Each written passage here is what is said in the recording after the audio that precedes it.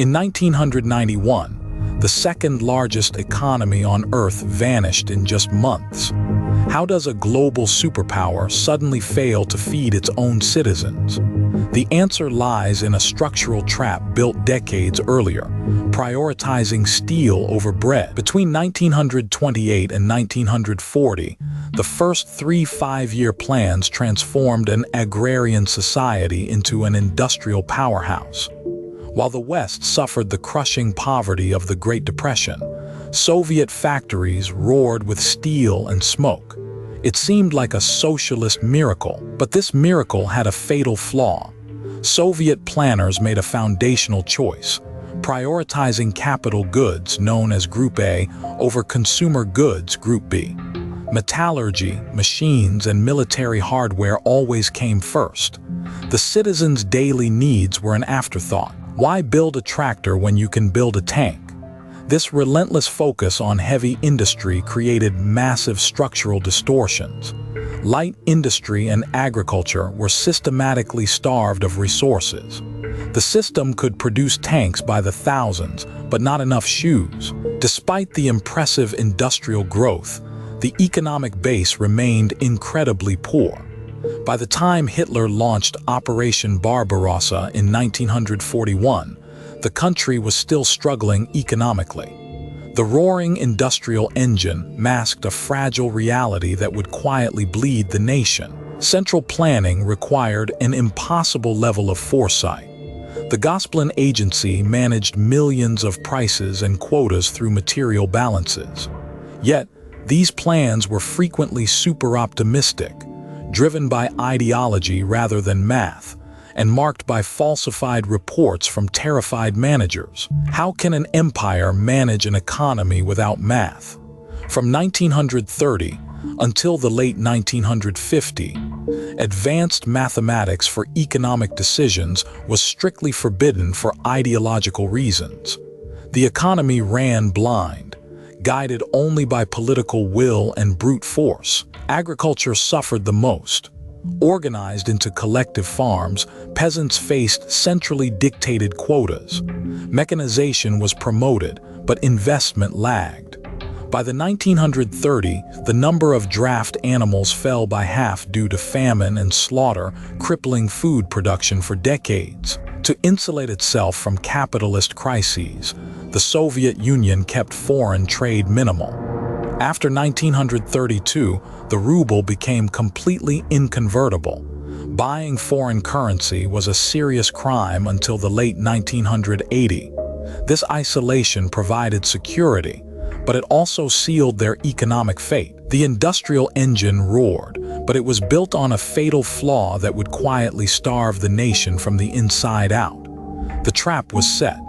The only question was what would trigger it, and how the leadership would react when the walls closed in. In 1928, the Soviet Union launched its first 5-year plan, managed by a central committee called Gosplan. They used a complex system of material balances to dictate exactly how much steel, coal, and grain the nation would produce.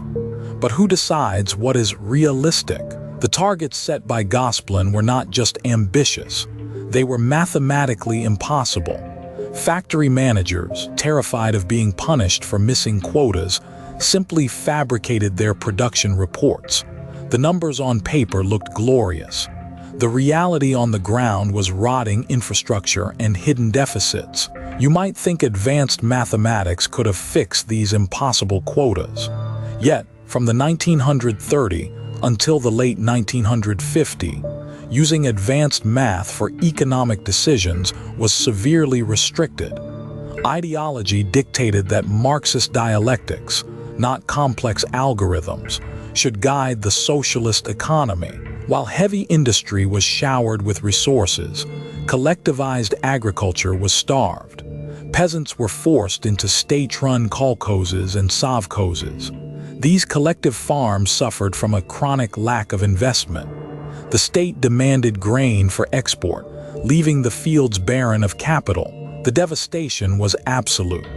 During the chaotic collectivization of the 1930s, The number of draft animals in the Soviet Union have due to famine and slaughter. Without horses or machinery to plow the fields efficiently, chronic food shortages became a permanent feature of Soviet life. The planners prioritized capital goods, known as Group A, over consumer goods or Group B.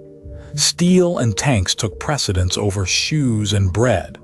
Ordinary citizens stood in endless lines for basic necessities, while the state celebrated record outputs of pig iron. Imagine living in a superpower that builds rockets but cannot provide basic groceries. Was this collapse inevitable from the start, or did the systemic lying seal their fate? Share your thoughts in the comments below. Official statistics painted a picture of unstoppable industrial triumph. But beneath the surface, the economy was a fragile house of cards. Central planners created a system that produced vast quantities of steel, yet consistently failed to feed its own people. By the 1970s, internal contradictions were bleeding the system dry. The ruble was completely inconvertible on the global market. The Soviet Union was largely isolated, trading mostly within its own bloc. The illusion of growth was becoming impossible to maintain. The system was bleeding internally. Therefore, the Soviets desperately needed a lifeline from the outside world to keep the illusion of growth alive.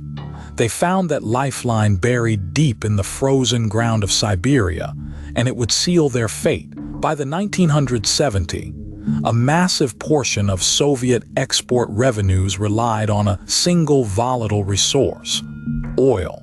The Soviet economy became dangerously dependent on petroleum and gas exports, masking the deep stagnation spreading beneath the surface of Brezhnev's era. Could you imagine your country's entire future tied to the unpredictable price of one commodity? And what would you tell them to do to escape that trap? When the 1970s oil crisis struck, skyrocketing prices flooded Moscow with foreign currency. Leaders treated this as a permanent lifeline, ignoring crumbling infrastructure. But what happens when a vital lifeline suddenly transforms into a tightening noose around your neck? The Soviet Union consistently prioritized heavy industry and military might over basic consumer goods. Store shelves sat empty while factories churned out steel. How long can a superpower survive when it cannot feed or clothe its own citizens? In 1986, the Reagan administration and Saudi Arabia conspired to flood the global market, crashing oil prices almost overnight. Was this economic collapse inevitable, or did foreign pressure seal their fate? Share your perspective in the comments below. Internally, Soviet officials described this devastating price collapse as a brutal body blow. Others called it the equivalent of stepping on the oxygen tube of the Soviet economy. The sudden shock instantly drained their vital foreign currency reserves. Without hard currency, the Soviet Union could no longer import essential grain or critical Western technology. The fragile economic model was fully exposed. Decades of central planning had left them with nothing else to sell to the world. The Soviet ruble had been completely inconvertible since 1932, making international trade incredibly rigid. They could not simply pivot to exporting manufactured goods. The centralized trade system, once a protective shield, had become an inescapable economic cage. Mikhail Gorbachev eventually introduced the Perestroika reforms to stop the bleeding. But these gradual measures maintained rigid price controls and state ownership. Giving factories autonomy without true market mechanisms only created massive shortages and growing budget deficits. While Deng Xiaoping's gradual reforms in China sparked massive economic growth, Soviet attempts at restructuring backfired completely. By the late 1980s, the USSR faced severe daily shortages, skyrocketing deficits, and a total loss of government credibility among citizens. The economic oxygen was finally cut off. But instead of adapting to the crisis, the Soviet currency and trade system locked them inside an inescapable cage. The once mighty empire was now suffocating, rapidly running out of time and air. By the 1970s, the Soviet Union was an economic fortress. It traded minimally with the outside world, routing nearly half of all commerce through Kazakh satellite states. This self-sufficiency was not strength, it was isolation, and isolation breeds fragility. After 1932, the ruble became a ghost currency. It could not be exchanged for dollars, marks, or yen. Buying or selling foreign currency on the black market was a severe criminal offense until the late 1980s. Money itself was imprisoned. The state controlled every ruble, every transaction, every price. But what good is money when there is nothing to buy? The relentless focus on heavy industry left consumer shelves bare. Citizens had rubles, but rubles bought nothing but frustration. When convertibility was briefly allowed in the late 1980s, reality hit hard. The official exchange rate plummeted almost 10 times. The ruble's true value was a fraction of what the state had claimed for decades. The economic illusion shattered overnight. Imagine working 40 hours a week for a paycheck worth nothing. Soviet citizens queued for hours outside state shops only to find empty shelves. No meat, no shoes, no washing machines. This consumer vacuum was not a glitch. It was the design. Every factory prioritized Group A goods like steel, machinery, and chemicals. Group B goods, the things people actually needed, received leftovers. After Stalin's death, Malenkov tried to shift focus. Khrushchev reversed it within 2 years. Tanks over televisions always. Here is the question nobody in Moscow dared ask aloud. What happens when an empire builds weapons its people cannot eat, wear, or use? The answer was silence. A silence that grew louder with every empty shelf across the Soviet bloc. By the mid-1980s, oil exports were the only thing keeping the Soviet economy alive. When Saudi Arabia flooded the market and prices collapsed in 1986, foreign currency reserves evaporated. The closed cage had no emergency exit, no fallback, no plan B. The people were starving for goods while the state was bleeding cash. Deficits exploded. Factories still produced tanks nobody needed as bread lines stretched around city blocks. The system was not failing. It was suffocating under the weight of its own contradictions. If you want to understand how nations build and lose wealth, consider subscribing. The people were starving for goods, and the state was out of money. Facing total collapse, Gorbachev attempted the most dangerous economic gamble in Soviet history. In 1985, Mikhail Gorbachev inherited a superpower with an economy running on fumes. His answer was Perestroika, a sweeping restructuring meant to grant enterprises real autonomy. But could a system built on absolute central control truly survive decentralization? The fatal flaw was hiding in plain sight. Gorbachev wanted market dynamism but refused to abandon the command economy's sacred pillars. Price controls remained rigid. The ruble stayed inconvertible. State ownership was never questioned. It was a paradox of epic proportions. Subscribe to uncover more hidden contradictions that shaped our world. The 1987 State Enterprise Law was supposed to be the turning point. Factories could now determine production based on actual consumer demand. However, firms remained shackled to mandatory state orders. They had the illusion of freedom, but not the reality. Why give managers the keys to the car, but keep the steering wheel locked?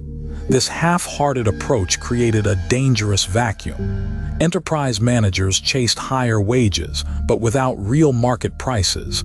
They had no idea how to allocate resources efficiently. The reforms were too slow to create a functional market, yet fast enough to completely cripple the existing planning machine. The Soviet economy was trapped in a transitional purgatory. If you want more deep dives into economic history, consider subscribing to the channel. Government deficits exploded as the state struggled to fund unproductive factories. The central planners lost their grip on supply chains. Goods were produced, but they were the wrong items, piling up in massive warehouses across the nation. By the late 1980s, the ultimate irony materialized. A superpower that built nuclear submarines couldn't provide basic bread. Widespread shortages emptied the stores. People stood in endless lines, holding inconvertible rubles that could buy absolutely nothing. Gorbachev's credibility evaporated overnight. The population saw Perestroika not as a rescue, but as a disaster. The economy wasn't transitioning to a healthy market. It was collapsing in real time, dragging the entire Soviet political structure down. The system was shattered beyond repair. The structural trap of heavy industry and oil dependency, combined with half measures, sealed their fate. But the ultimate enigma still remains. Why did nearly identical reforms trigger an economic miracle in China? While the Soviet economy starved, the Chinese dragon took flight. How did Deng Xiaoping succeed where Gorbachev failed so spectacularly? The answer lies in a radically different approach to reform, prioritizing agriculture before restructuring heavy industry. While Moscow's empire crumbled, another communist giant was rapidly rising. Why did Deng Xiaoping's reforms in China succeed where Gorbachev's perestroika completely failed? The answer lies in timing, a different industrial base, and a willingness to embrace global trade. China started from an agrarian base, slowly introducing market incentives to farmers before restructuring heavy industry. The Soviet Union already had massive heavy industry, but no consumer economy. They tried to reform everything at once, creating total economic paralysis. But the Soviet economy didn't just fail by accident. It was structurally designed to self-destruct the moment its core assumptions were challenged. What were these fatal assumptions? High oil prices and absolute state control over every single ruble. When global oil prices collapsed in 1986, the Soviet Union lost its main source of foreign currency. Half-hearted reforms then broke the central planning machine without replacing it. The state lost control, and the economy simply stopped functioning. On December 26, 1991, the Soviet Union formally dissolved, splitting into 15 independent republics. The red flag was lowered over the Kremlin for the last time. An empire built on steel and oil vanished, not by war but by economic exhaustion. The Soviet giant fell, but its economic lessons continue to echo in the modern world. The collapse proved that no empire is too big to fail. You cannot simply command an economy into perpetual prosperity without adaptability. The legacy of the Soviet economic mirage is a stark warning. For decades, the world watched a superpower that looked invincible on paper, producing endless tanks and rockets, while its citizens stood in endless lines for basic bread. This collapse completely reshaped the global economic map we see today. 15 new nations emerged, each scrambling to transition from planned socialism to market capitalism. Some succeeded quickly, while others faced brutal oligarchies and decades of severe poverty. The Soviet experiment showed that prioritizing heavy industry and military might over consumer welfare creates a brittle system. When the oil money dried up and the state loosened its iron grip, the entire fragile structure shattered, leaving a profound legacy. If you want to understand how other seemingly invincible economies collapsed under their own weight, watch our next video exploring the dramatic downfall of another global superpower and the hidden cracks that brought a titan to its knees.